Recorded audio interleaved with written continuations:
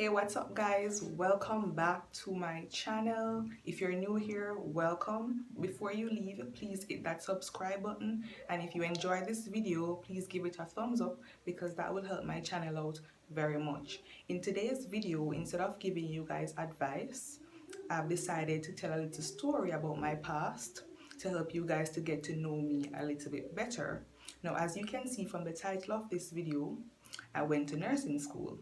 Not many persons know this about me because I'm not a nurse.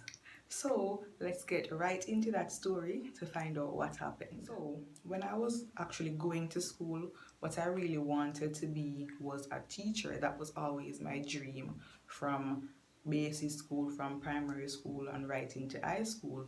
I applied to various schools. However, I could not go because of financial reasons. And so after high school, I decided to take a 1-year break so I could maybe work and try to get into a school. In that year, I started to think about what I really wanted to do with my life. Did I want to be a teacher? Did I want to be something else?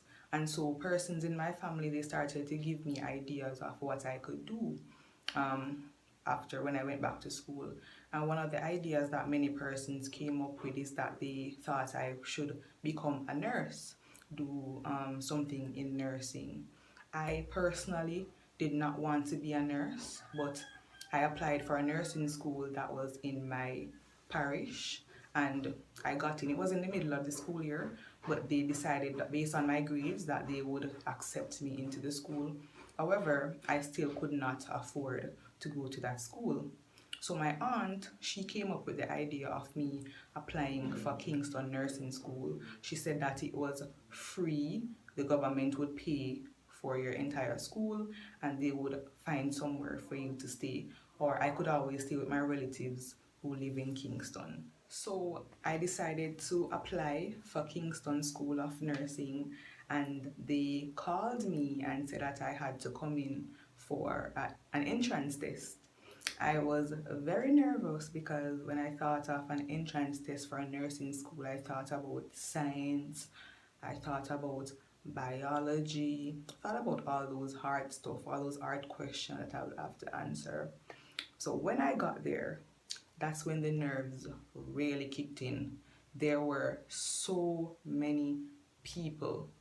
I thought for sure that I would never get into this school. If I was there by myself, I would have just left. But my mother and my grandmother, they came with me, and so I thought, okay, I'm already here. I'm gonna do what I have to do. And if they never called me, then at least I tried. When I got into the exam, the entrance test, it was just, for example, CXC, Maths and English. And I was the first person who finished my exam. And that's when I knew for certain I was going to fail. I was like, oh, am I the first person to finish this exam? I am never the brightest person in any room, so I was sure that I was gonna fail. So I left that day after doing the exam and I thought I would never hear from them again, and if I didn't, I would be okay with that. So after doing the entrance test, I waited a little while. I don't think it was long. They called me and they told me that I had passed the test, and they told me that I had to come into the Cornwall School of Nursing for a briefing. I was asking myself, did they really call the right person? Did I really pass that test? But anyways, they said my name and they said that I had passed, and so I went to the briefing. When I went to Cornwall School of Nursing that day, I got the shock of my life. They told us that the University of Technology had taken over the Kingston School of Nursing and the Cornwall School of Nursing, so it was no longer free to attend that school since it was now under University of Technology. We had to pay a school fee, we had to find our own housing, and I was really disappointed. I did not want to be a nurse, as I said, but it was disappointing because I had finally got into somewhere that wasn't charging me. And now I put in all that work going to do a test, and now I felt like it was just all going down the drain. So I left that day. They asked us to think about it. I left that day and I just went home and I cried. So after I left that day, they called me back a few days after, and they told me that the government was offering a scholarship to a selected few persons who could not afford to pay the school fee. They asked me if I was interested, and I said yes, I was. And they said that I would have to come to the Cornwall School of Nursing for an interview with a panel of persons from the board. And so I went, and they said that they would decide if I was qualified or not. So when I got to the Cornwall School of Nursing, I wasn't really nervous, and normally when I'm not nervous about something, it means I don't care. So at this point, after all the running around, I really did not care if I went or not, because as I said before, nursing was not my first choice. So if they don't choose me, I'm fine with that.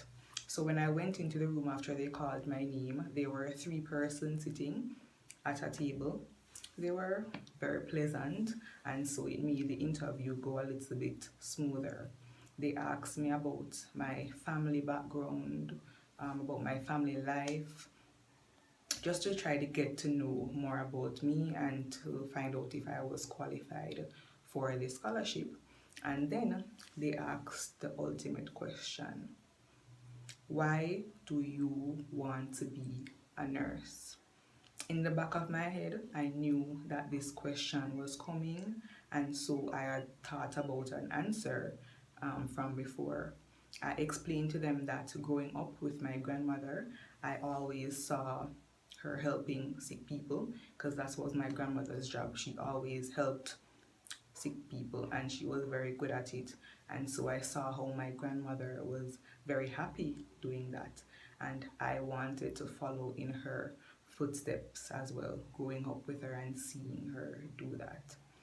And let me tell you, after that answer, I knew that wasn't my full answer, but that was the gist of my answer. And after that answer, I knew that I got the scholarship.